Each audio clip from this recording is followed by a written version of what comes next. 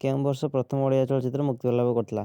Option A 1935, option B 1936, option C 1965, option D 1931। ଏହାର ସଠିକ୍ answer ହେଉଛି ଅପସନ୍ ବି 1936। 1936 ମସିହାରେ ପ୍ରଥମ ଓଡ଼ିଆ ଚଳଚ୍ଚିତ୍ର ମୁକ୍ତି ଲାଭ କରିଥିଲା ଯାହାର ନାଁ ସୀତା ବିବାହ। ଦେଖନ୍ତୁ 2 ନମ୍ବର କ୍ୱେଶ୍ଚନ୍, ରାମଲାଲାଙ୍କ ପ୍ରାଣ ପ୍ରତିଷ୍ଠା କେବେ କରାଗଲା? ଆପଣ ଜାଣିଥିବେ ଏଇଟା ରିସେଣ୍ଟ କରେଣ୍ଟ ଆଫେୟାର, ଏଇଟା ନିହାତି ଗୋଟେ କରେଣ୍ଟ ଆଫେୟାର ହେବ। ଦେଖନ୍ତୁ କେବେ, ଅପସନ୍ ଏ 22 ଜାନୁଆରୀ 2024 ମସିହାରେ ରାମଲାଲାଙ୍କ ପ୍ରାଣ ପ୍ରତିଷ୍ଠା ହୋଇଥିଲା। ପରବର୍ତ୍ତୀ ପ୍ରଶ୍ନ, କବି ସମ୍ରାଟ ବୋଲି କାହାକୁ କୁହାଯାଏ? କବି ସମ୍ରାଟ ବୋଲି କାହାକୁ କୁହାଯାଏ? କ'ଣ ହେଇଯିବ right answer? Option A Upendra Bhanja. Kuchipudi କେଉଁ ରାଜ୍ୟର ଏକ ଶାସ୍ତ୍ରୀୟ ନୃତ୍ୟ ଅଟେ? ଦେଖନ୍ତୁ ଏଇଟା ଫାର୍ମାନରେ ଆସିଥିଲା। କୁଚିପୁଡ଼ି କେଉଁ ରାଜ୍ୟର ଏକ ଶାସ୍ତ୍ରୀୟ ନୃତ୍ୟ ଅଟେ? କ'ଣ ହେଇଯିବ? ଏ ରାଇଟ୍ ଆନ୍ସର୍ ହେଉଛି ଅପସନ୍ ଏ ଆନ୍ଧ୍ରପ୍ରଦେଶ। ଏହାପରେ ଦେଖିବା ପରବର୍ତ୍ତୀ କ୍ୱେଶ୍ଚନ୍, ବନ୍ଦେ ଉତ୍କଳ ଜନନୀ କିଏ ଲେଖିଥିଲେ? କିଏ ଲେଖିଥିଲେ?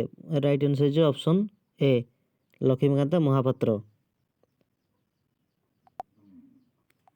ପରବର୍ତ୍ତୀ ପ୍ରଶ୍ନ, ବର୍ତ୍ତମାନ ଓଡ଼ିଶାର ରାଜ୍ୟପାଳ କିଏ ଅଛନ୍ତି? ବର୍ତ୍ତମାନ କିଏ ଓଡ଼ିଶାର ରାଜ୍ୟପାଳ? ଆପଣ এই ପ୍ରଶ୍ନଟି ନିହାତି ଭୁଲ କରିବେ, କାହିଁକି ନା ଜାଣିନାହାନ୍ତି ବର୍ତ୍ତମାନ ରାଜ୍ୟପାଳ କିଏ। Option A Raghubar Das. ଏହା ପୂର୍ବରୁ ଥିଲା ଗଣେଶୀ ଲାଲ, ପ୍ରଫେସର ଗଣେଶୀ ଲାଲ। ଏବେ କିନ୍ତୁ ଅଛନ୍ତି ରଘୁବର ଦାସ, ନୂଆ ଆସିଛନ୍ତି। ଦେଖନ୍ତୁ ପରବର୍ତ୍ତୀ କ୍ୱେଶ୍ଚନ୍, এটা ବହୁତ ଇମ୍ପୋର୍ଟାଣ୍ଟ କ୍ୱେଶ୍ଚନ୍, ଆପଣଙ୍କ ସିଲେକ୍ସନ୍ କ୍ୱେଶ୍ଚନ୍। 7 ନମ୍ବର କ୍ୱେଶ୍ଚନ୍, ଭାରତର ବର୍ତ୍ତମାନ ରେଳମନ୍ତ୍ରୀ କିଏ ଅଛନ୍ତି?